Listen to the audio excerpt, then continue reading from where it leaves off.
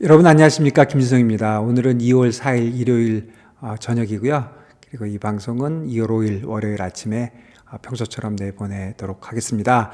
여러분들 지난주가 사실 이벤트 위크였잖아요. 뭐 FMC도 있었고 빅테크들의 실적들도 나오고 BOJ 관련된 얘기도 있었고 22 얘기도 있었고, 그래서 시장이 많이 왔다 갔다 하고 뭐 정신 없었는데, 그래도 뭐니 뭐니 해도 서프라이즈는 코스피의 약진이죠.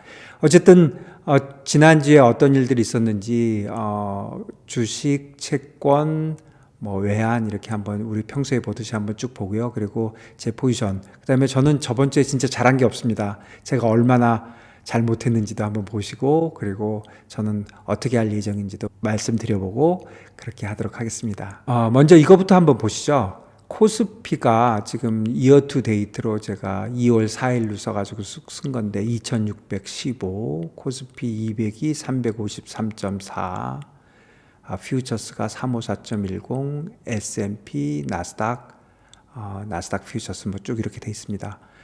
그래서 이제 와서 보니까 이어 투 데이트로 1.5% 빠진 거고요. 0.7 빠졌고 2.4 빠졌고, 그리고 S&P 뉴욕 쪽은 대개 한 4% 정도. 그런데 불과 여기 일주일 전이고 여기 2주일 전이거든요. 일주일 전에 비하면 뭐 지금 6%가 지금 0.7이 됐으니까 거의 5%가 넘었잖아요. 이번 주, 그러니까 저번 주 28일부터 저번 주까지가 우리가 세계 증시에서 상승률 1위랍니다. 요즘 저희가 1등 많이 합니다. 그런데 1월 28일자에는 이렇게 빠진 게 하락률로 세계 1등이었거든요. 그러니까 저번 주에 우리나라 코스피가 얼마나 약진을 했는지 알 수 있고요. 그리고 그래서 차이도 코스피와 S&P 차이가 8.6, 그 다음에 퓨처스가 10.7이나 차이가 났는데 지금은 4.7, 6.7, 그래서 차이가 한 3%에서 4%가 줄었습니다. 원래 차이가 났던 거에서 4%가 줄었고, 그 다음에 유로스탁은 지금 2.9% 업이고요. 니케이 완전 1등이고요. 8%. 그 다음에 중국하고 항생이 이렇게 돼 있고요. 중국하고 항생을 보면은 계속적으로 지금 부양책이 나오고 있잖아요. 근데 부양책이 먹히고 있지 않다. 부양책이 여기 보시면요. 여기서 나온 거거든요. 여기서 좀 줄어들었고 여기서 줄었고, 그러니까 이 한 주 전에. 그래서 조금 먹히는 것 같더니 오히려 지금 더 빠지고 있잖아요. 그런데 이제는 항생만 빠지는 것도 아니라 중국 본토계 그냥 빠져버리잖아요. 그래서 중국은 참 어렵게 됐다. 그래서 사실은 코스피가 중국이 이렇게 어렵게 됐으면 사실 많이 빠질 수 있었는데, 제가 뭐 빠지는 게 좋다고 말씀드리는 게 아니라 빠질 수 있는 그런 위기가 있었는데, 진짜 요번에 뭐라 그러죠? 주주 환원 정책, 그런 것들이 진짜 먹히고 있습니다. 먹혀가지고 지금 대단한 상승을 했다, 이렇게 보시면 될 것 같고요. 이거 한번 차트로 한번 보겠습니다. 차트로 보면 제가 이번 주에는 전부 일봉으로 보여드리겠습니다. 그렇게 보여드리는 게 조금 더 보기 편할 것 같아요. 일봉이기 때문에 그냥 일주일 지났으니까 5개 보시면 됩니다. 하나, 둘, 셋, 넷, 다섯. 저번 주 월요일 날 여기서 시작해가지고 이렇게 오르고 가만히 있다가 뚝 떨어지고 한 번, 두 번 오른 거죠. 그래서 지금 4,958로 끝나 있으니까 요게 지금 지난주에 미국의 모습이고요. 올랐다가 다시 제자리에 왔다, 빠졌다가 제자리에 왔다가, 그리고 금요일 날 또 올라주고 이런 겁니다. 나스닥으로 봐도 굉장히 비슷한데요. 나스닥으로 보면 하나, 둘, 셋, 넷, 다섯. 여기서 올랐다가 제자리 갔다가 뚝 떨어졌다가 한 번, 두 번 올라서 여기 있는 거고요. 우리나라 코스피는 완전히 다릅니다. 완전히 하나, 둘, 셋, 넷. 월, 화, 수, 목, 금. 화요일 날도 아까 기억나십니까? 여기서 이렇게 떨어지고 여기 빠질 때, 이렇게 빠질 때 안 빠졌죠? 오를 때는 거의 같이 올랐어요, 이날은. 그리고 또 많이 오르고. 그리고 사실은 지난 금요일 날 미국이 많이 올랐으니까 우리가 월요일 날 많이 오를 수도 있는데, 그런데 지금으로 봐서는 야간 선물로만 그냥 보면 그냥 보합에서 강보합 정도일 것 같으니까 지금 있는 수준이 지금 마켓 수준이다 이렇게 봐집니다. 그러니까 금요일 날 오른 거는 우리가 금요일 날 선제적으로 많이 올랐기 때문에 조금 조심스럽다. 그러니까 이 정도가 지금 마켓이다 그렇게 보시면 될 것 같고요. 미국 거 다시 한번 돌아가 보면 이거 한번 보시죠. 제일 많이 보시는 것들 있잖아요. 이 맵으로 보는 거. 네. 이거 보면은 지난주에 화요일 날 구글하고 마이크로소프트가 먼저 나왔죠. 마이크로소프트가 결국은 일주일 동안 1.8%가 올랐고 구글은 이제 6.67% 빠졌고, 그리고 금요일 날 우리 시간으로 금요일 날 애플 목요일인가요? 금요일인가요? 애플, 아마존, 메타가 나왔는데 제가 움직이니까 너무 보기 어려우실 것 같아요. 애플은 뭐 3.4% 빠졌고 아마존이 8%가량 올랐고 그리고 메타가 어디 있습니까? 메타 여기 있잖아요.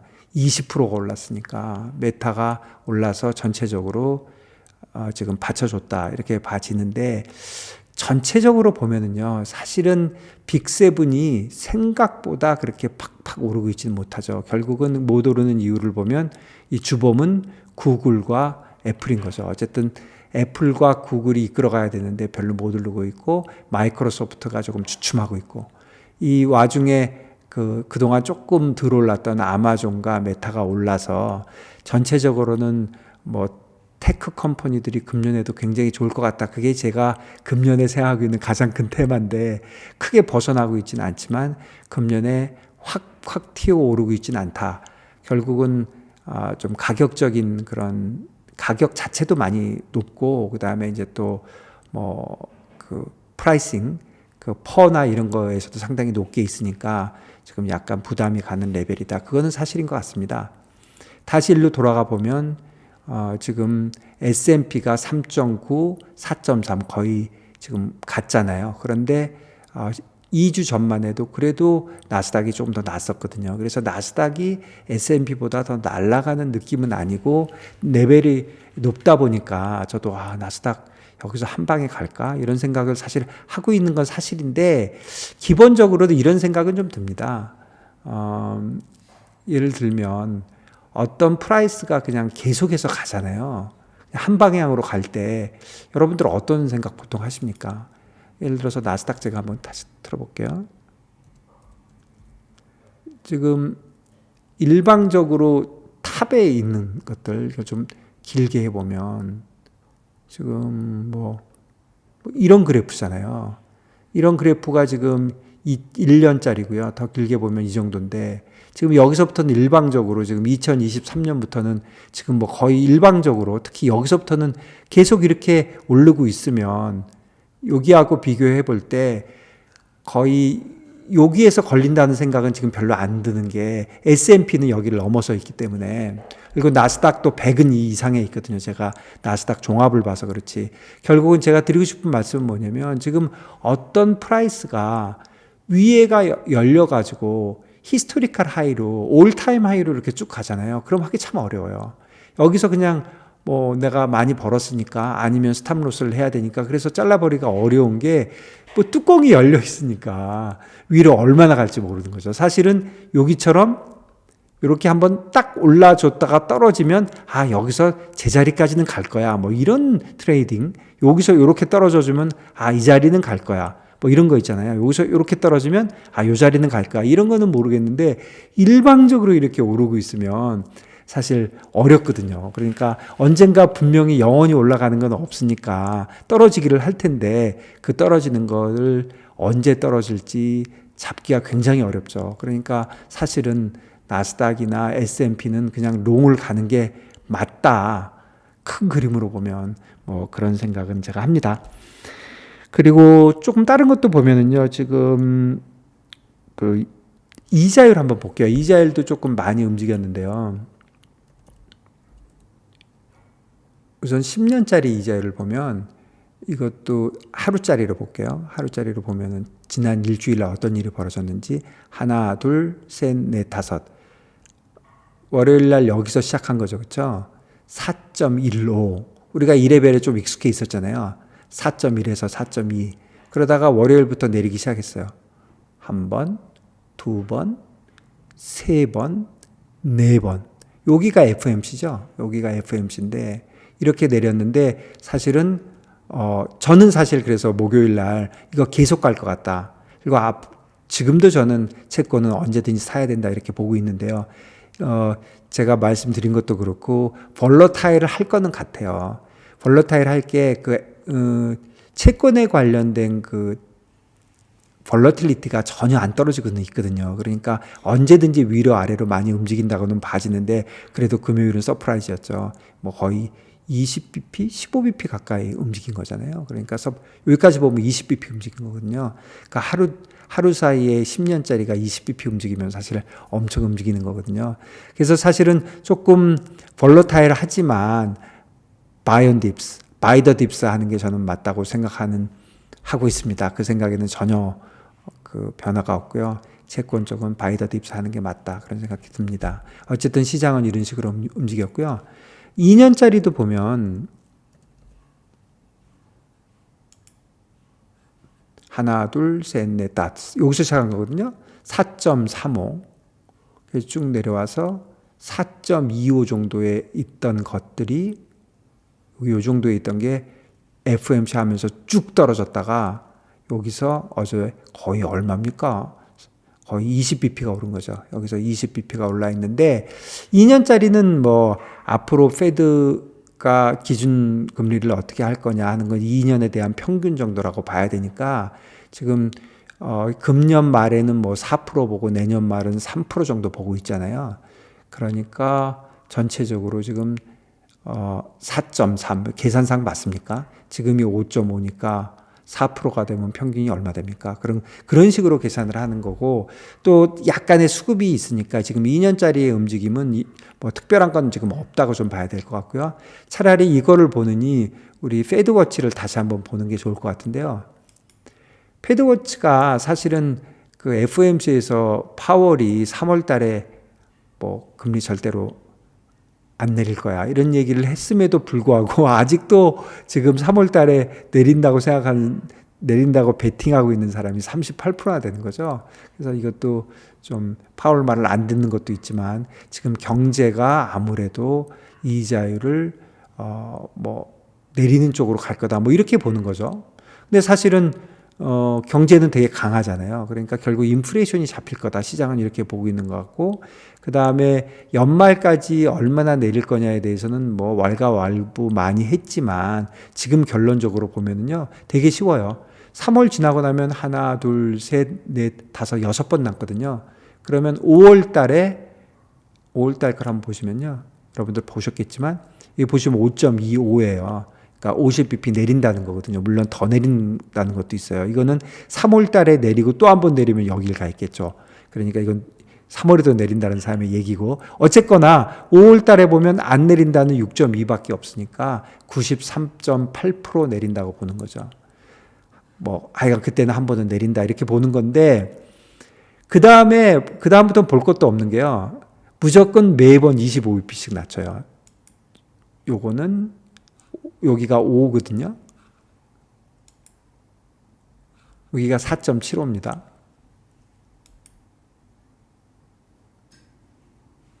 4.5고요, 여기가. 이쪽이 더 많으니까 확실하게 내린다는 뜻입니다, 거의. 4.25. 조금 비슷해지긴 했지만. 그리고 이게 4입니다. 양쪽이 비슷하니까 지금 마켓은 4%라고 보고 있는 거죠. 그러니까 결국은 금년에 150bp 내리고 이 뒤쪽은 패드워치가 없지만 그 오버나잇 인덱스 수합 뭐 이런 거 있거든요. 그런 걸로 보면은 3%보다 조금 위에 있습니다. 3%까지 쭉 내려왔다가 약간 올라갔고 3%보다 조금 높게 끝나는 걸로 돼 있는데 어쨌든 미국 이자율은 안정될 것이다. 이렇게는 일단 시장이 보고 있습니다. 그리고요. 다시 차트로 한번 가보면 잠깐 외환 한번 볼게요. 외환은 별 재미없습니다. 외환은 이것도 하루짜리로 보면 하나, 둘, 셋, 넷, 다섯이거든요. 그러면 여기가 지금 103이거든요. 여기가 103, 여기가 103.70. 그러니까 103 뭐 레인지에서 103 아래쪽에 있다, 위쪽에 있다 이러는 건데, 사실 FOMC 이후에 파월은 그렇게 얘기했지만 시장은 사실 이자율 빠지는 쪽으로 굉장히 안심한 거거든요. 뭐 이제는 빠질 것 같아. 그리고 뭐 그 성명문에도 문구가 이제 뭐 빠지고 그랬으니까 이제부터 내리는 거야. 최소한 올리지는 않는 거야. 그런 쪽으로 갔으니까 어느 정도 내리는 쪽으로 가서, 저도 사실 뭐 여러분들한테 여러 번 얘기했지만 저는 달러가 금년에 생각처럼 그렇게 약세가 될 것 같진 않아. 이런 생각을 해서 뭐 100일에서 104 레인지, 그런데 레인지의 약간 위쪽에 있기도 하고, 또 미국 금리에 대해서 시장이 비교적 안정적으로 봐서 저는 사실 달러 인덱스가 좀 빠지는 쪽으로 생각했거든요. 그리고 또 일본도 본격적으로 좀 예나가 강세가 되면 달러가 빠지는 거잖아요. 그래서 여기서부터 좀 빠지는 거 아니야 이런 생각을 사실 목요일 날 좀 했었는데, 웬걸 금요일 날 그 고용 지표가 나오면서 다시 위쪽으로 올라갔다. 그렇지만 사실 뭐 이 정도 레인지는 거의 지금 뭐 레인지에 있다 이렇게 보셔야 되고요. 옌 쪽을 보시면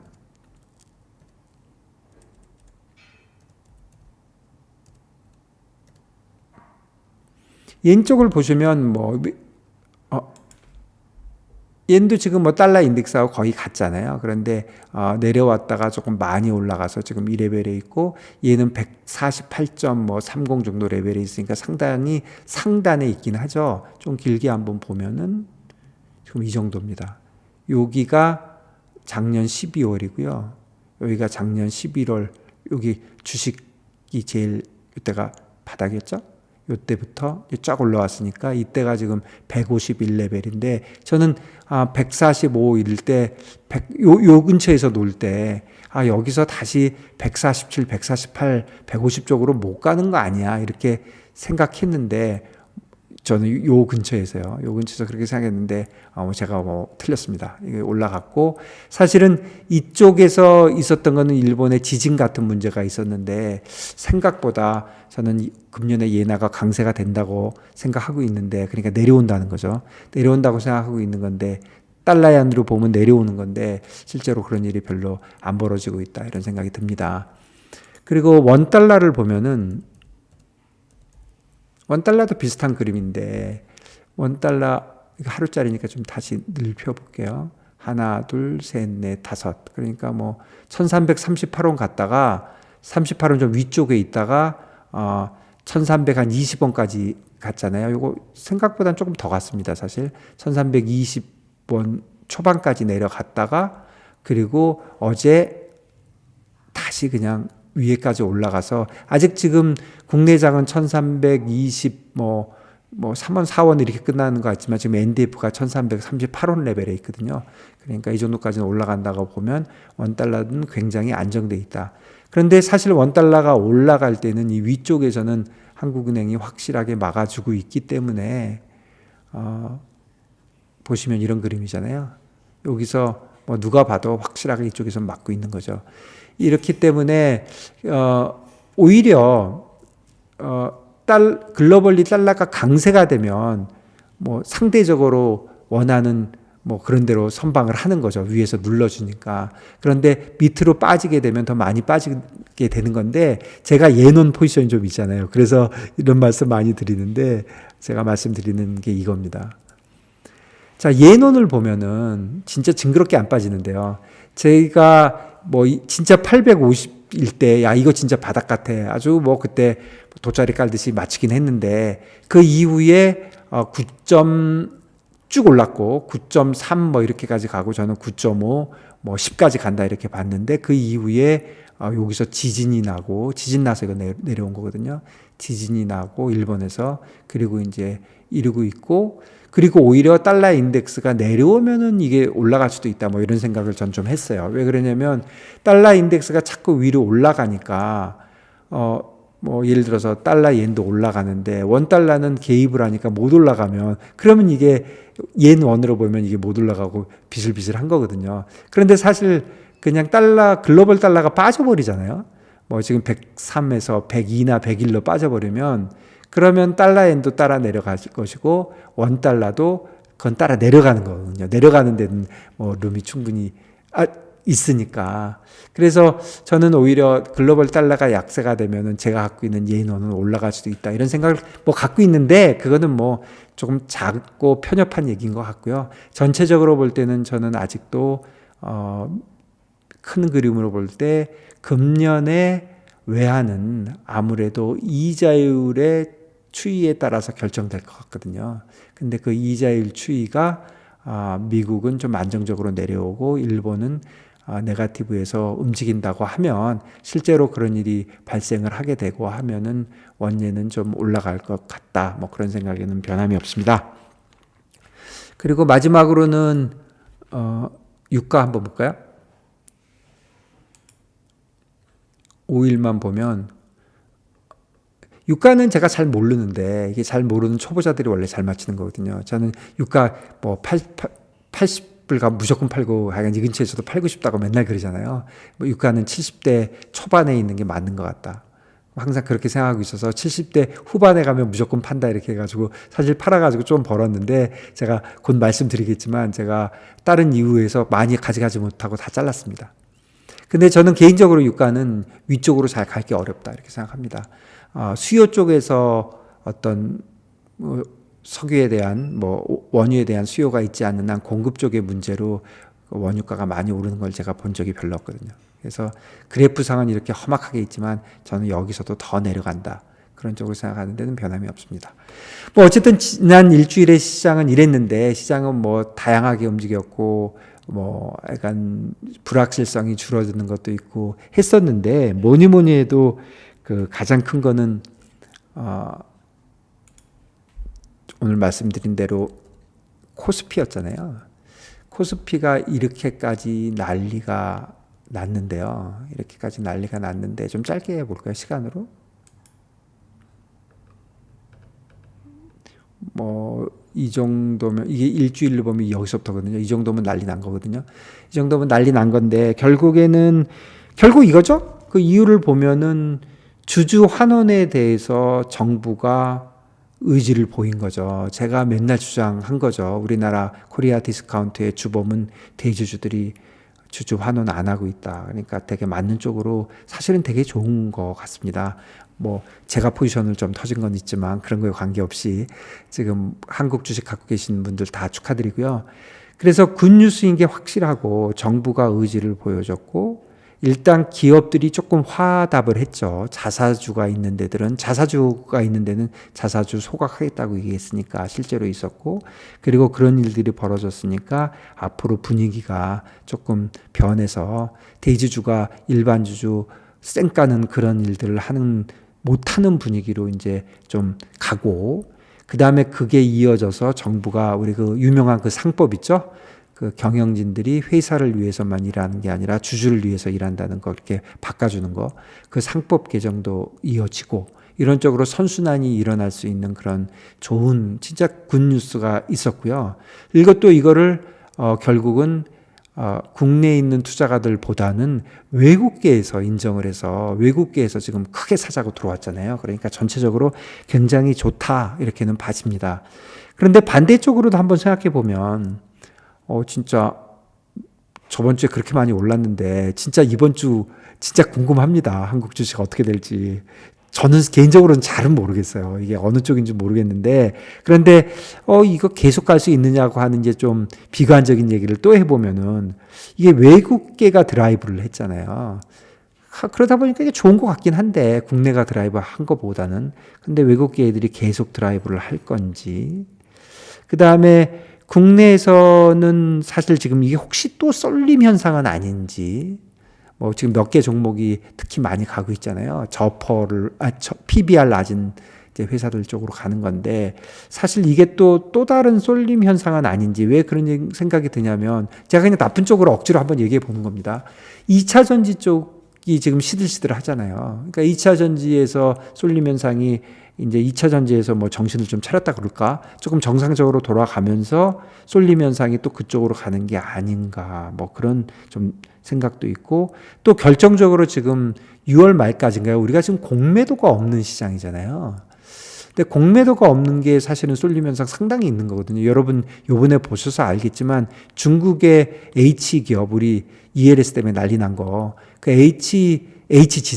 H지수가 대부분 다 중국과 홍콩에 동시 상장돼 있는데 그 중국에서는 공매도가 없기 때문에 같은 기업이 중국이 지금 뭐 30%, 40%뭐 심한 거는 100% 이런 식으로 더 프리미엄이 붙어 있거든요. 홍콩이 훨씬 싸거든요. 그러니까 뭐 그런 것도 있고 그래서 좀 찝찝하고 그다음에 이게 지금 정부가 일단 드라이브를 걸었는데 이게 대주주가 앞으로 진짜 화답을 해야 되거든요. 저는 화답할 거를 기대하고 그게 우리나라 자본시장에 크게 도움이 될 거라고 생각하는데 이 인간들이 화답을 실제로 할런지 시간을 굉장히 갖고 하는 거니까. 그 다음에 정부의 이 정책에 대해서는 제가 진짜로 박수를 보내드리는데 정부의 이런 드라이브가 그냥 인기 영합으로 주가가 저번 주에 너무 많이 빠지니까 그냥 한번 일시적으로 한 것인지 그런 의심. 그 다음에 정부의 지금 드라이브가 옛날에 공매도를 없앤 것도 사실 단기적으로 주식을 받쳐주기 위해서 한 건데 사실 공매도를 없앴다 그래서 주식이 오른 건 없거든요. 저는 계속 주장하지만 더 마이너스라고 생각하거든요. 그런 것도 있고 최근에 ELS 보면은 홍콩 H지수 한 거 있잖아요. 그게 한 20조쯤 된다고 그러거든요. 그 중에 지금 50% 터졌으니까 시장이 전체적으로 한 10조 정도 손해본 거예요. 우리 투자가들이. 사실 크죠. 안타까운 현실이긴 하지만 그거는 사실은 뭐 시장에 베팅을 한 것이고 우리가 이 ELS, 이 하이파이브라고 그러잖아요. 여러 개 중에 한 개가 떨어지면 어떻게 하고 이거 진짜 한지 진짜 엄청 오래된 거거든요. 이제까지 발행액이 뭐 100조, 뭐 몇백 조인지도 몰라요. 그런데 이제 와서 이제 하다 보니까 이게 먹을 때는 쭉 어느 정도 먹고 터질 때는 많이 터지는 거잖아요. 그런데 먹을 확률이 훨씬 많은 거고 이런 트레이딩인데 뭐 트레이딩 자체에 잘못된 건 하나도 없는 거고요. 그렇게 하다가 이제 한번 걸려 들어가고 터졌는데 그 터진 거를 판매하던 회사가 뭐 메꿔줘라. 이거는 저는 좀 안 맞는다고 생각합니다. 이슈는 무조건 불안전 판매에 있어야 되는데요. 지수가 오르고 내리고가 아니라 불안전 판매에 있어야 되는데 불안전 판매는 뭐 너무 다른 거죠. 그 사업마다, 은행마다 다르고 사업마다 다르고 손님마다 다르고 그러니까 첫 번째는 형식적인 문제, 형식적으로 ELS 그런 거 하는데 사인 받았는지 아니면 실질적인 문제, 뭐 진짜 잘 모르는 사람한테 팔았는지 아니면 이제까지 5년 동안 그동안 뭐 조기상한 20번을 받은 사람이 한번 터진 것인지 이런 걸 봐야 되고 하니까 저는 법정에 가서 하는 게 맞다고 생각하거든요. 이거는 조금 그렇게까지 뭐 손해보신 사람들 저한테 욕하시겠지만 어쨌든 시간을 좀 가질 수 있는 일단 100원을 했는데 55만 돌려받고 나머지는 소송을 길게 가는 거니까 이거는 소송에서 해결이 돼야 된다고 생각하는데 지금 금감원에서 은행들 목을 비틀어 가지고 20% 내지 40%는 은행에서 지금 갚는 분위기로 가거든요. 저는 옳지 않다고 생각합니다. 10조에 20%면은 2조고 40%면 4조거든요. 그러니까 한 3조 정도를 지금 5개, 6개 은행에서 이제 내는 것 같은데요. 이거는 옳지 않다. 이거는 우리 자본시장을 퇴보시키는 일이다. 그렇게 생각합니다. 어쨌든 뭐 그거하고 제가 두 가지를 헷갈려서 얘기는 했지만 정부가 요즘 하는 거를 보면은 그러니까 일방적으로 우리 주식시장을 장기적으로 받쳐주는 꼭 그런 쪽은 아니라는 거죠. 이거는 지금 ELS 관련된 거는 지금 말이 안 되는 다시 퇴행하는 거거든요. 그러니까 정부의 지금 발표들이 굉장히 선거하고 밀접한지 이렇게 얘기하면 제가 너무 나쁘게 얘기하는 건지 모르겠지만 전 선거하고 관련돼 가지고 이런 식으로 가니까 이게 과연 어떨런지. 그래서 진짜로 다음 주 어떻게 되는지 진짜 관건입니다. 시간이 많이 갔지만 제 포지션 궁금해 하시는 분들이 있으니까 제가 말씀드려 보겠습니다. 제가 저번 주에 되게 잘 못했습니다. 제가 거래를 많이 했는데요. 일단 에코티 쪽은 제가 어떻게 했냐면 제가 원래 20만 불 정도가 나스닥 롱 코스피 숏이었거든요. 그러니까 당연히 좀 터졌죠. 저번 주에 뭐 그쪽에서 4%나 움직였으니까 그 정도만 터지고 있으면 되는데 그리고 그거 20만 불 있고 제가 20만 불이 나스닥을 그냥 네트로 롱이었거든요. 그러니까 나스닥이 40만 불 롱, 코스피가 20만 불 숏이었으니까 제가 가만히 놔뒀으면 아마 벌었을 겁니다. 그런데 제가 중간에 이 1월 30날 그 단타 매매한다고 한 50만 원 한번 먹고요. 숏 내서. 그 다음날 숏을 냈다가 이걸 자르지 못하고 들고 가고, 그 다음날 아침에 막 오를 때 사실 잘라야 되는데 그것도 못 자르고, 이제 그런 상태가 되니까 제가 이것저것 생각을 하다가, 아, 내가 잘 못하는구나. 지금 뭔가, 지금 잘 못하고 있더라고요. 사람이 뭐 맨날 잘할 수는 없잖아요. 그리고 뭐 제가 맨날 잘한다는 뜻도 물론 아니고. 그래서 제가 포지션을 이거를 가장 리스크가 적은 포지션으로 가야 된다 이런 생각이 들더라고요. 다 자르고 싶진 않고. 그래서 오히려 이 상태로 그냥 놔둬버렸습니다. 그래서 결국은 지금 어떻게 되냐면 제가 코스피가 그러니까 달러 텀으로 한 40만 불 정도 되는 게 지금 숏이고요. 나스닥은 42만 4천 불 정도가 롱입니다. 그래서 네트로는 2만 7천 불만 롱이고, 나스닥 롱, 코스피 숏이 제가 지금 거의 40만 불 정도 가 있고요. 그리고 지금 현재는 코스피가 제 기준으로 볼 때 4.2% 내렸고, 나스닥이 3% 올라서 1.2% 정도 빠졌고, 뭐 이 포지션이 좀 다른 게 있고 제가 잡은 게 있으니까 지금 한 0.9% 정도 손해 봤으니까 큰 손해 본 건 없는데, 이게 그동안 먹고 있던 포지션이었거든요. 가만히 놔뒀으면은 제가 언찐 계산하면 저번 주에 제가 아무 짓도 안 했잖아요. 그랬으면은 지금 있는 P&L보다는 한 1,500만 원 정도는 최소한 차이 날 것 같아요. 왜 그러냐면 이거 두 개가만 해도 지금 1,000만 원인데 이거는 쓸데없는 짓 한 거고요. 그랬으니까 결국 한 그 정도 한 것 같아요. 그러니까 제가 저번 주에 굉장히 잘 트레이딩을 잘 못했다.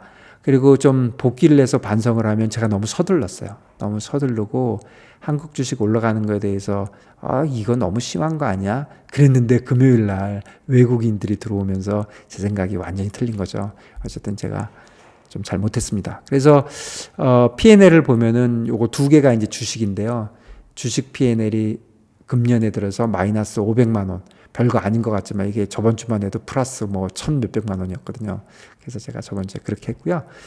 그 다음에 원예는 제가 포지션을 그냥 일방적으로 애드했습니다. 사실은 이것도 제가 언제 했냐면 2월 2일 날 한 거거든요. 그러니까 포지션 막 움직일 때 그때 그러니까 달러가 전체적으로 내려오고 있을 때 1323원에 산 거거든요. 근데 제가 지금 막투마켓을 1338원 정도 지금 NDF 종가로 했거든요. 이쪽은 안 했습니다. 이쪽은 왜 안 한 이유는 주식 쪽은 안 한 이유는 뭐냐면 주식 쪽은 지금 요 정도에서 많이 안 오르는 걸로 지금 야간 선물 종가가 있어서 그냥 놔뒀고요.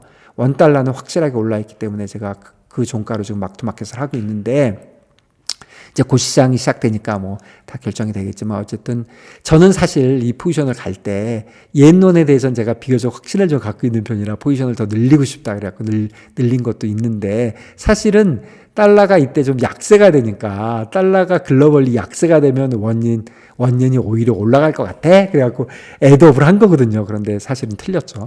사실은 틀렸는데 사실 뭐 별로 아직은 손해보고 있지 않고요.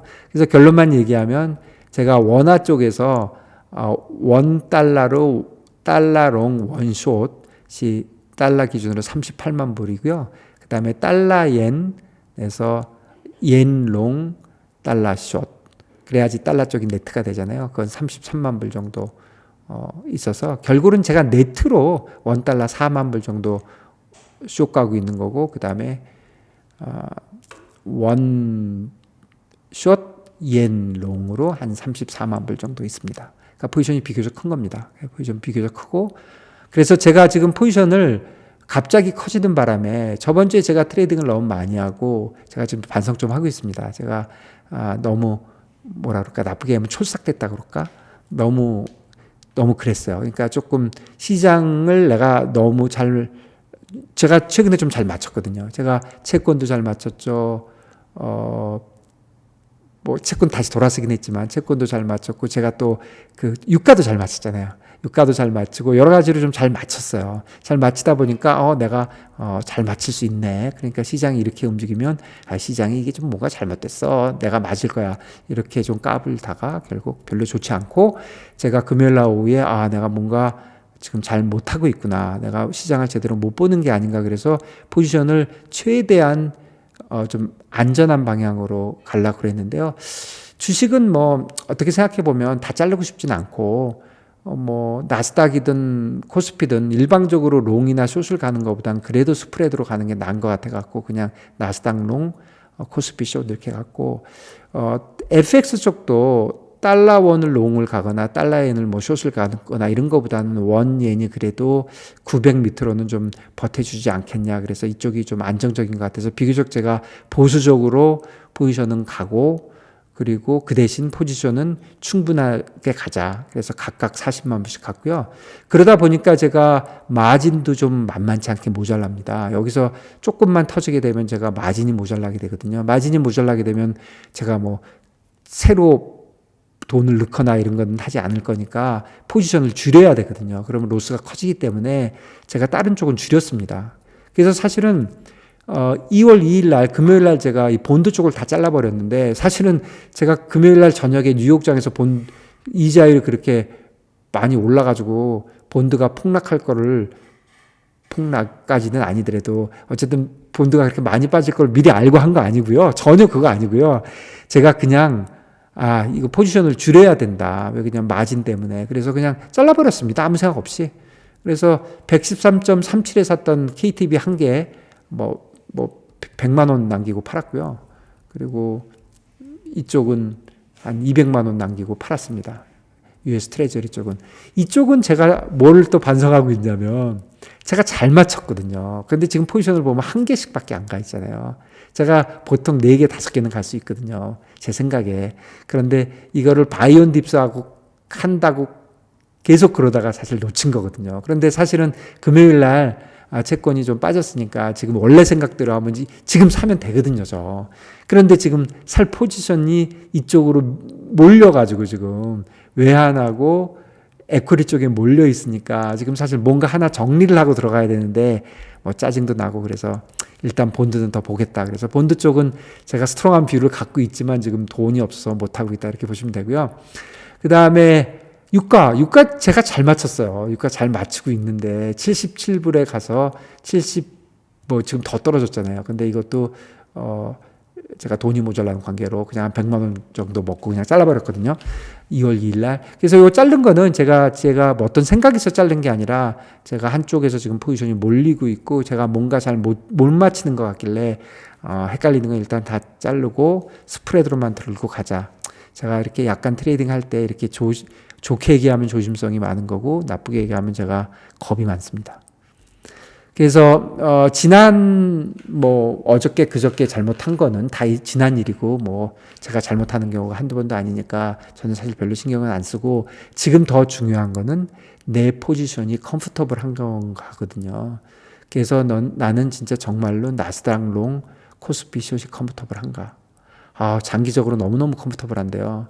그런데 한국에서 지금 이런 주주 환원 얘기가 과연 어디까지 갈지 좀 불안하긴 합니다. 그래서 컴포터블했던 포지션이 지금 주주 환원 때문에 조금 헷갈려는 있는데 한번 봐야죠. 다음 주에 어떻게 가는지. 다음 주 한 주만 더 보면 될 것 같고요. 그 다음에 원예는 뭐 나름대로는 비교적 저는 컴포터블하기 때문에 이거는 컴포터블하고 그리고 나머지는 본드는 진짜 사고 싶은데 지금 마진이 거의 간닥간닥 하고 잘못하면 이쪽에서 많이 터질지도 모르니까 제가 줄여놓고 있습니다. 그럼 제가 마진이 얼마나 타이트하냐? 타이트합니다. 지금 제가 총 갖고 있는 돈이 처음에 원금이 1억이었고 지금 P&L로 지금 여기 지금 P&L 6,500으로 나오지만 6,500이 맞거든요. 이게 지금 계좌가 지금 1억 6천밖에 안 돼 있는 거는 지금 달러원 오른 게 지금 계좌에는 반영이 안 돼 있어서 제가 6천 요 금액이 맞습니다. 제가 1억 6,500 정도 있거든요. 지금요. 1억 6,500 정도 있는데 그러니까 그동안 벌은 게 한 6,500만 원 정도 벌은 건데 요거 한 8,500까지 갔었는데 다시 내려온 거고요. 그래서 지금 보면은 제가 포지션 있는 게 달러가 2월물이 38개, 그러니까 원금으로 5억쯤 되고요.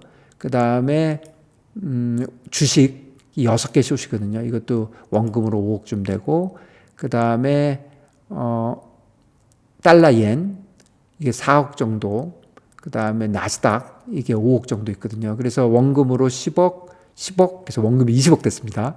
그래서 마진이 지금 6.7%, 4.7% 해가지고 마진이 지금 거의 1억 2천이 잡혀 있어요. 그러다 보니까 제가 남은 금액이 4천만 원밖에 없거든요. 그래서 이제 돈도 아주 반반씩 넣어놨잖아요. 혹시 터질까봐. 이 정도밖에 없기 때문에 지금 40만 불짜리 포지션들이잖아요. 다. 요거 40만 불짜리, 요거 40만 불짜리인데 이게 1% 움직이면 4천만 원이잖아요. 4만 불이니까 5천만 원. 1% 움직이면 이제 계산도 못하네. 500만 원이죠. 5억에 1%니까 500만 원쯤 움직이잖아요. 그러니까 4천만 원 터지려면 8%만 움직이면 되는 거잖아요. 8%는 뭐 언제든지 한 방에 가는 거잖아요. 그래서 저 포지션이 이렇게 돼 있어서 제가 다른 쪽을 다 줄였다. 제가 좀 겁을 먹었다. 이렇게 말씀드립니다. 제가 조금 터지거나, 사실 터진 건 없는데, 조금 벌었던 걸 조금 놓친 거 정도인데, 제가 저번 주에 너무 서두르게 트레이딩을 하고, 그리고 단기로 할 거를 자르려고 해놓고서, 오른다고 안 자르고, 전형적인 진짜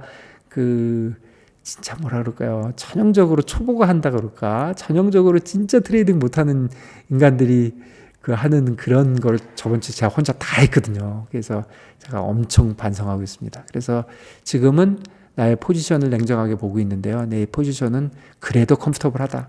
지금 여기서 다 잊어버리고 새로 포지션 넘어가려고 그러면 저는 지금도 나스닥 롱, 코스피 숏, 옌원 롱, 그 다음에 채권 아웃라이트로 롱이거든요.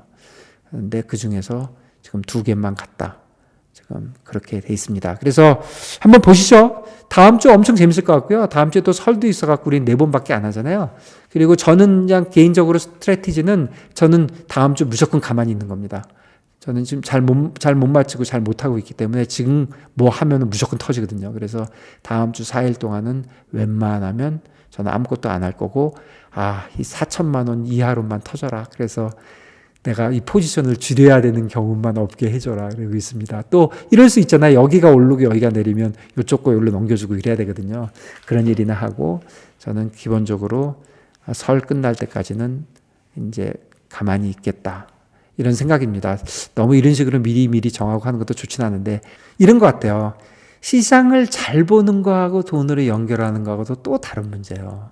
시장을 잘 못 봐도 돈을 벌 때도 있는데, 요번에는 저는 시장을 잘 보고 돈으로 별로 연결을 못했어요.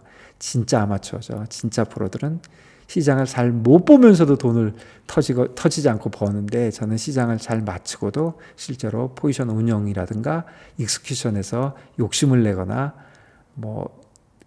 너무 소심하게 하거나 너무 서두르거나, 이번 경우에는 너무 서두른 거예요.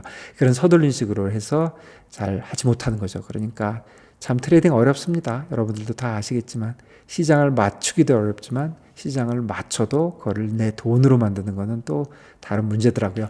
여러분들 이번 주 잘 지내시고요. 제 계획은 이제 목요일 날 이슈 하나 제가 한번 보고 목요일 날 동영상 한번 올리고요. 그리고 다음 주는 우리 설의 마지막 월요일이거든요. 그래서 그날은 녹화지만 이 라이브도 없는 걸로 하고, 목요일, 그 다음에 목요일 라이브는, 그러니까 2주 있다가 제가 시장 얘기만 하는 이 라이브, 그리고 제 포지션 얘기하는 이 라이브는 2주 있다 뵙도록 하겠습니다. 여러분들 설 잘 보내시고요. 그때 또 뵙도록 하겠습니다. 여러분 감사합니다.